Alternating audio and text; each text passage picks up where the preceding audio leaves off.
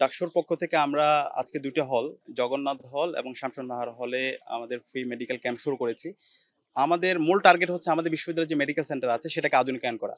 ওইখানে পর্যাপ্ত ইকুইপমেন্টের ব্যবস্থা করা, মেডিসিনের ব্যবস্থা করা এবং স্পেশালাইজড ডাক্তারদের ব্যবস্থা করা। তো সেটার জন্য আমরা ইতিমধ্যে কাজ করেছি। বিভিন্ন স্টেক হোল্ডারের সাথে বসছি, বিশ্ববিদ্যালয় প্রশাসনের কাছে আমরা দাবি উত্থাপন করেছি এবং বিশ্ববিদ্যালয় প্রশাসনকে আমরা বাধ্য করব আমাদের এই মেডিকেল সেন্টারকে আধুনিকায়ন করার জন্য এবং এই মেডিকেল সেন্টারকে কেন্দ্র করেই আমরা আমাদের শিক্ষার্থীরা যেন তাদের সঠিক ট্রিটমেন্ট পায় সেটা আমরা এনশিওর করব।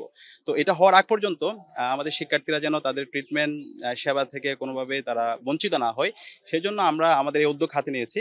আজকে আমরা জগন্নাথ হল এবং শামসুন্নাহর হলে ক্যাম্প দিয়েছি এবং আমরা পরবর্তীতে আমাদের বাকি যে ১৬টা হল আছে প্রত্যেকটা হলে হলে গিয়ে আমরা শিক্ষার্থীদের তাদের হেলথ সিকিউরিটির জন্য আমরা আমাদের এই ক্যাম্পটা স্থাপন করব।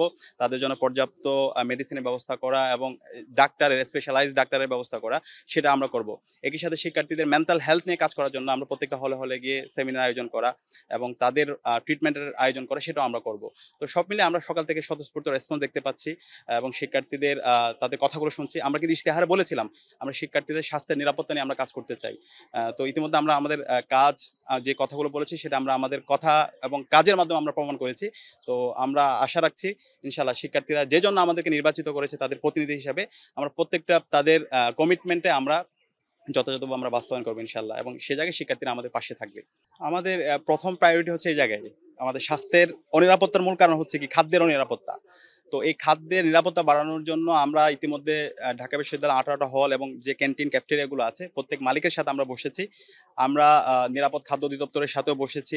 আমরা একটা খাবারের চার্ট তৈরি করছি যেন এখানে পর্যাপ্ত তাদের জন্য পুষ্টির ব্যবস্থা থাকে। একই সাথে খাবারের মান যাচাই করার জন্য আমরা একটা বোর্ড করেছি এবং খুব দ্রুত এটা বাস্তবায়ন শুরু হবে। এবং একই সাথে আমাদের যে ক্যাফেটেরিয়াগুলো আছে, ক্যান্টিনগুলো আছে সেখানের মান দেখবেন অবস্থা খুবই খারাপ। তো আমরা আমাদের যে ক্যাফেটেরিয়াগুলো আছে, ক্যান্টিনগুলো আছে সেগুলোকে আবার নতুনভাবে ডেকোরেট করতে চাই। সেটার জন্য আমরা ইঞ্জিনিয়ারকে নিয়ে এসেছি। আমরা ইতিমধ্যে বসেছি এবং খাবারের দামটা যেন সুলভ মূল্যে থাকে সেটার জন্য আমরা ভর্তুকি দেওয়ার জন্য আমরা বিশ্ববিদ্যালয় প্রশাসনের কাছে দাবি উত্থাপন করেছি। আমরা বিশ্ববিদ্যালয় প্রশাসনকে বাধ্য করব। তো আমাদের টার্গেট হচ্ছে খাবারের মানও যেন ভালো থাকে, একই সাথে দামটা যেন সুলভ মূল্যে থাকে। ২ টার জন্য আমরা কাজ করছি। আর আমাদের শিক্ষার্থীদের যে ডিপ্রেশন কথা বলছেন এখানে অনেকগুলো বিষয় আছে। শিক্ষার্থীদের যথাযথ পড়াশোনার পরিবেশ না পাওয়া, একজন শিক্ষার্থী ফার্স্ট ইয়ার অনেক বড় স্বপ্ন নিয়ে ক্যাম্পাসে আসে। ফার্স্ট ইয়ার আসার পরে দেখতে পায় তার আবাসন ব্যবস্থা হচ্ছে না। তার এক্সট্রিম ফাইন্যান্সিয়াল ক্রাইসিস এর মধ্যে তাকে যেতে হচ্ছে। ক্লাসরুমের মধ্যে সেই যে এক্সপেকটেশন নিয়ে আসে সেই পড়াশোনার পরিবেশটা থাকে না। তো এই সবকিছুর কারণে আস্তে, আস্তে তার ডিপ্রেশনটা তৈরি হয়। তো আমরা বলছি আমাদের ঢাকা বিশ্ববিদ্যালয়কে একটা পূর্ণাঙ্গ একাডেমিক ইনস্টিটিউট বানাবো। সেই একাডেমিক ইনস্টিটিউট বানানোর জন্য আমার একাডেমিক এনভায়রনমেন্টটা ফিরিয়ে নিয়ে আসতে হবে। তো সে জায়গায় আমরা কাজ করছি। শিক্ষার্থীরা যেন ক্লাসে গিয়ে চমৎকার একাডেমিক এনভায়রনমেন্ট পায়, গবেষণার পরিবেশ পায় এবং এখানে শিক্ষকদেরকে যেন সে মূল্যায়ন করতে পারে এবং একই সাথে তার আবাসন সংকট যেন না থাকে, সে যেন সুন্দর একটা পড়ার টেবিল পায় এবং তার একটা সুন্দর রুম থাকে, তার খাদ্যের নিরাপত্তা থাকে, স্বাস্থ্যের নিরাপত্তা থাকে এবং একই সাথে এখানে হলে এবং রেজিস্টার বিল্ডিং কেন্দ্রিক যে একটা আমাদের সাথে যে আচরণ করা হয় সে আচরণটা যেন বন্ধ হয়, যেন ওখানে গিয়ে সে চমৎকার সেবা পায়, অনলাইনে যেন সে তার সব কাজগুলো করতে পারে, সে কাজগুলো আমরা এনশিওর করবো। এটা নিয়ে আমরা অলরেডি আমাদের যারা সম্পাদক আছে তাদেরকে কাজ দিয়েছি, আমরা এক্সিকিউটিভ প্ল্যান করছি, যারা এক্সপার্ট আছে তাদের সাথে বসছি এবং খুব দ্রুত ইনশাআল্লাহ আপনারা প্রত্যেকটা জিনিসের বাস্তবায়ন দেখতে পাবেন এবং শিক্ষার্থীরা যে স্বপ্ন নিয়ে ঢাকা বিশ্ববিদ্যালয়ে আসে, আমাদের আব্বা আম্মা আমাদের পুরো দেশ আমাদেরকে নিয়ে যে স্বপ্ন দেখে প্রত্যেকটা স্বপ্ন এই ঢাকা বিশ্ববিদ্যালয়ের শিক্ষার্থীরা বাস্তবায়ন করবে এবং শুধুমাত্র বাংলাদেশে না আমাদের ঢাকা বিশ্ববিদ্যালয়ের শিক্ষার্থীরা পুরো বিশ্বে নেতৃত্ব দিবে।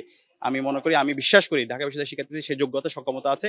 শুধুমাত্র পরিবেশ না থাকার কারণে তাদেরকে ফ্লারিশ করতে পারে না।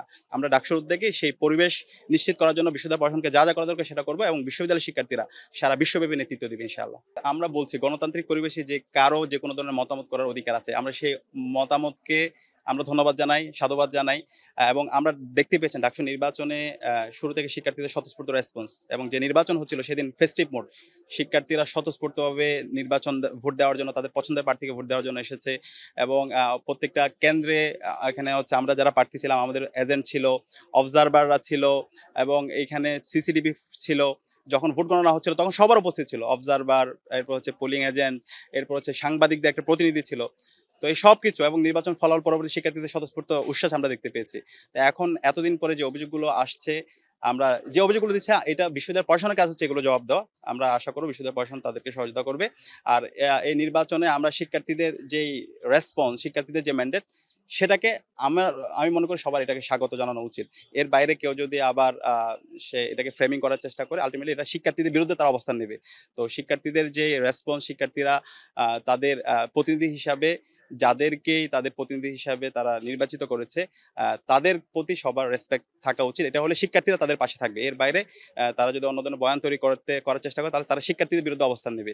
তো আমরা আশা রাখবো তারা শিক্ষার্থীদের যে রায় সে রায়টাকে মেনে নেবে এবং এর মাধ্যমে আমরা সবাই একসাথে মিলে আমাদের এই স্বপ্নের ক্যাম্পাস বিনির্মাণ করব।